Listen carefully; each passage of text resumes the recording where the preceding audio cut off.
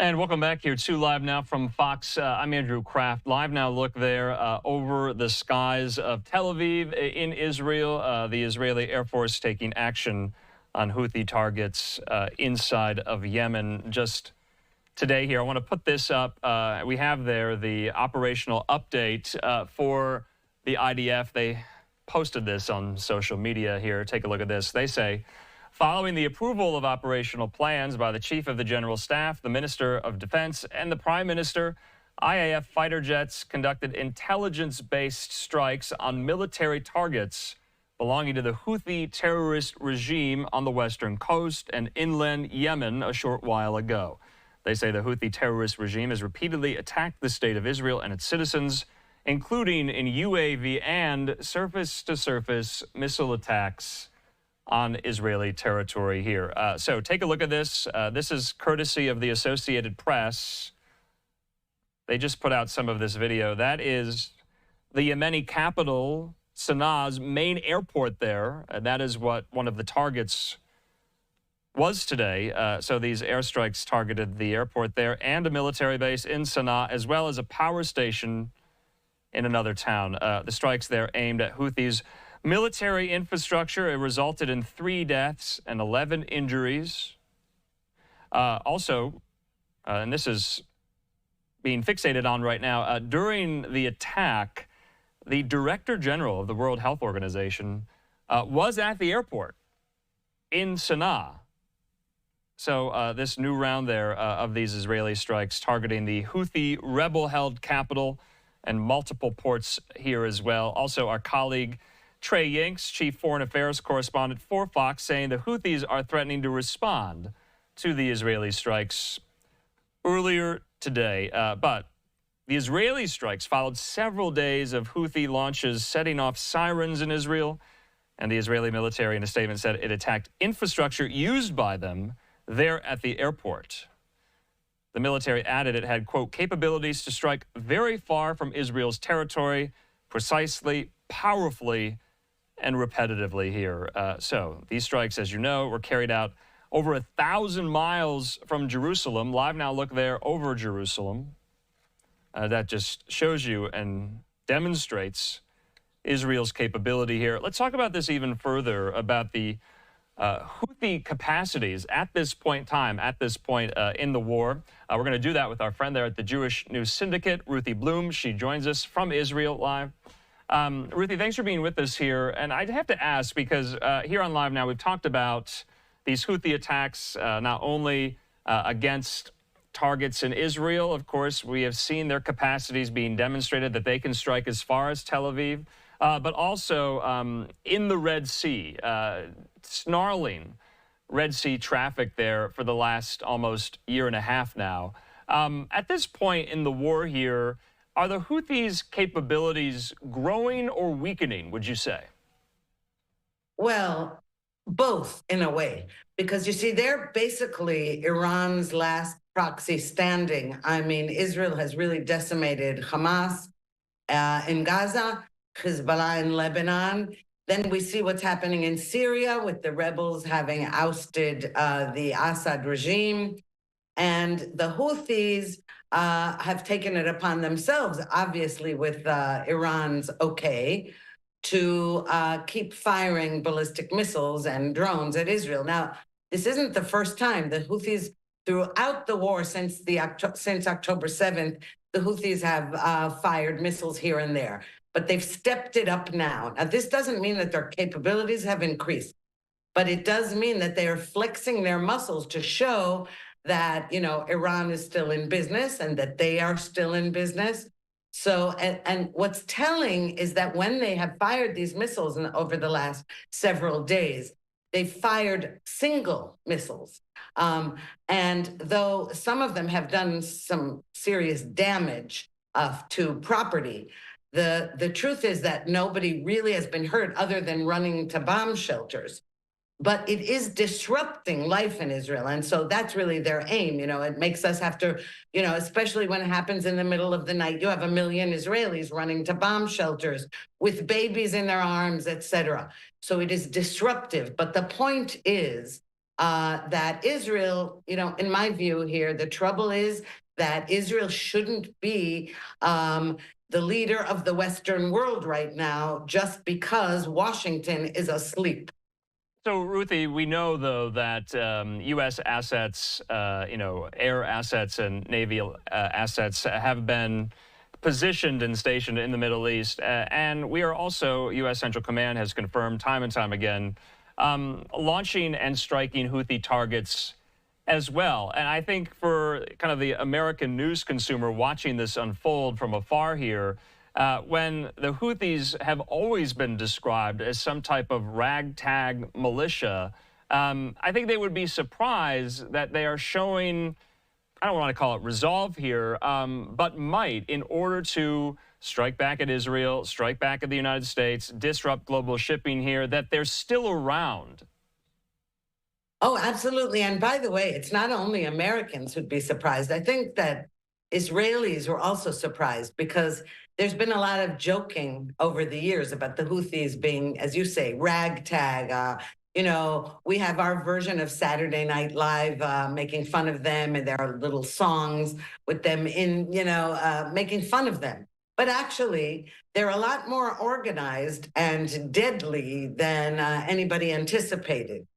So, and the point is when you have a radical ideology and you want to slaughter Jews and Christians and other Muslims who aren't following your exact version of radical Islam, you have more might because you are battling people who do not want to slaughter you back. So, that gives them, I would say, a lot of power in addition to the missiles they have. And that's thanks to Iran.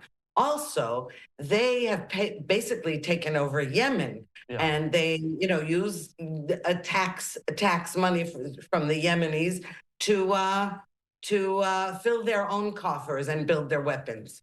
But Ruthie, what do the Houthis want? Do they just want to demonstrate their capabilities? Is it the pure power principle, or do they have an aim? Do they have an ultimate objective when, Israel's war against these seven fronts is all said and done? Yes, the Houthis are a part of Iran's axis of resistance here, but to your point, they're not getting much help right now from Iran. That's right, because Iran is severely weakened because Israel destroyed its air defenses, et cetera. And now Iran is left quite vulnerable without its main proxy, Hezbollah. But I would say, when you say what is their aim, well, it depends. When they speak, they say, for example, their spokesperson says things like, we're going to annihilate Israel. Now, they can't annihilate Israel. But that saber rattling is typical of this area. The idea is we're going to annihilate the Jews. We're going to eliminate the Jewish state. But as Prime Minister Netanyahu has pointed out, in a way, the joke is on them. I mean, he didn't use those words. Those are my words. That any group that tries to annihilate Israel ends up itself being destroyed. And he said, basically, the Houthis, if they look at Hezbollah and they look at Hamas and they look at what's happening in Syria, they should know that that's the kind of end they're going to meet as well. So who would you say is leading the charge here against the Houthis? Is it Israel or is it the United States? Or are they doing it in tandem here, or does it fluctuate?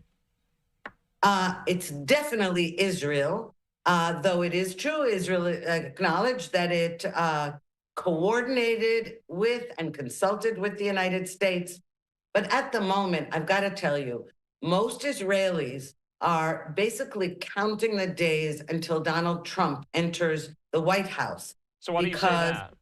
Why would it be different? It would be different because the Biden administration, for the last 14, nearly 15 months, has been tying Israel's hands militarily, both literally and figuratively. And Donald Trump basically said, okay, no more nice guy. These terrorists better stop what they're doing. Hamas better return the hostages. And also, Trump really made it clear, and all the people he's been appointing so far have made it clear, that the one thing they will not do is tie Israel's hands. At least it will enable Israel to get the job done and will help in any way it can. And so that will make a huge difference, yes. Yeah, Ruthie, just more of this footage from Sanaa, the Yemeni capital, the international airport there. Does it show you that, Israel means business?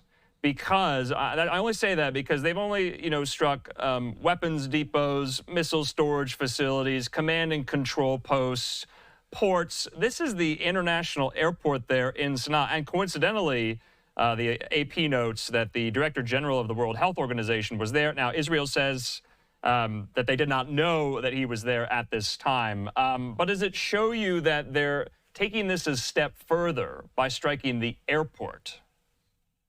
Definitely. And this strike, as far as I know, the reports in Israel say that 100 planes were used in this attack. This is the fourth time Israel has attacked Yemen, or attacked the Houthis in Yemen, of course. But this strike was more major. Now, you're right, though, when you say it's only targeted military targets, etc. Yes, well, Israel is stepping it up. Israel, as usual, tries not to harm civilians when it strikes any terrorist target, and this is no exception. However, it all depends. Again, it depends if the Houthis continue. I'm anticipating myself tonight. I mean, they threatened to retaliate yet again. Retaliate. I mean, they initiated these attacks. We didn't. So, I'm anticipating there'll be an attack tonight, and there might not be, but you never know. And Israelis are all prepared to run to bomb shelters again because of this.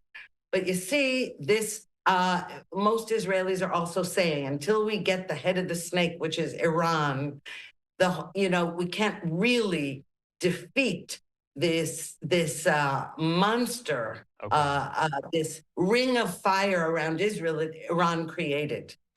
We do have a live picture there in southern Israel looking into the Gaza Strip right now, and that's that question, which I find so interesting. What does defeat look like and what does victory look like? It's almost been asked immediately after October 7th for the last 14 months here, and not an answer yet on what victory or defeat looks like here. But Ruthie, that these negotiations are going on still, the ceasefire and hostage talks. Trey Yingst has this reporting.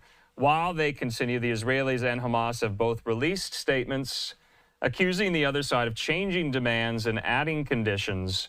The Qatari and Egyptian teams are trying to bridge the gaps to reach a deal. We'll see whether or not a deal can be reached, before the end of the Biden administration, which is just under a month's time here. But it's been ever so elusive for the last 14 months. The Houthi angle to this, say a deal is reached, say the hostages do come home and the remains are returned of those hostages who are no longer living. Do the Houthi attacks stop, Ruthie? Well, that all depends on Iran.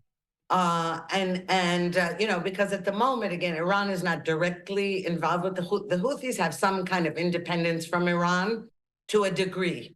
Now, that'll depend on Iran. Even if the hostages are returned, that doesn't mean the war against Hamas in Gaza will end. This all depends on the degree and what. First of all, Hamas is not agreeing to return all the hostages. So far, Hamas hasn't even agreed to give Israel a list of the names of the live hostages and where they are and how many they'll release and who.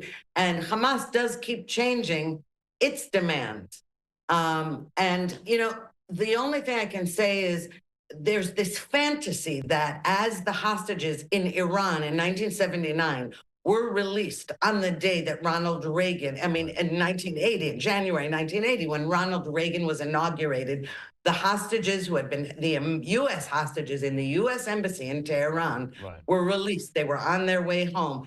And, there is this fantasy that if we cannot get those hostages out, that Hamas will be too terrified of Trump not to release them, you see. I see. Yeah, I wanted just to ask you about that, because you had alluded to the fact that things will be different in some capacity come January 20th, 2025, when Trump is sworn in. Do you anticipate that the incoming Trump White House, the incoming Trump State Department, what have you, the National Security Council, will they do the same engagements of diplomacy like we've seen with Secretary Blinken and Jake Sullivan and Amos Hochstein? Will they take that approach? And if they don't, what will their tack look like? Okay, so first of all, there's no way they're going to take the approach of Blinken and Hochstein. No way.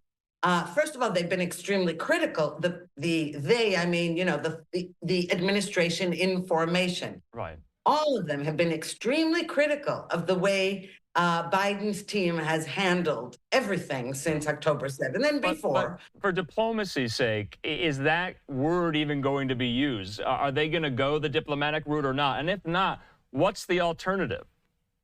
Well, I would say that the difference is they may use the word diplomacy. I don't know what word they're going to use. Okay. But there's a huge difference because, as we've seen, even Trump had said when he took office the first time, he wanted to prevent Iran from obtaining nuclear weapons, right? So what he did was he ripped up the nuclear deal and he imposed maximum pressure sanctions on the regime. So that's his form of diplomacy. He didn't bomb Iran, but he did say, okay, no more money. And then, of course, the Biden administration entered and unfroze assets and money, and Iran got strengthened again and was able to fund all its proxies again, you see. So there is no way that the new administration is going to take the same approach. And that approach is it's not just engagement. It's possible the Trump administration will engage, but it will say, we are the boss. The United States is the leader of the free world. We are the greatest superpower in the world. And we dictate terms, not the other way around. There's a huge difference, not only psychologically, but in every way, there's a difference. All right, Ruthie Bloom, I know it's late there in Israel, so we thank you for your time, and we'll just have to leave it at that. Talk soon. Okay, thank you so much.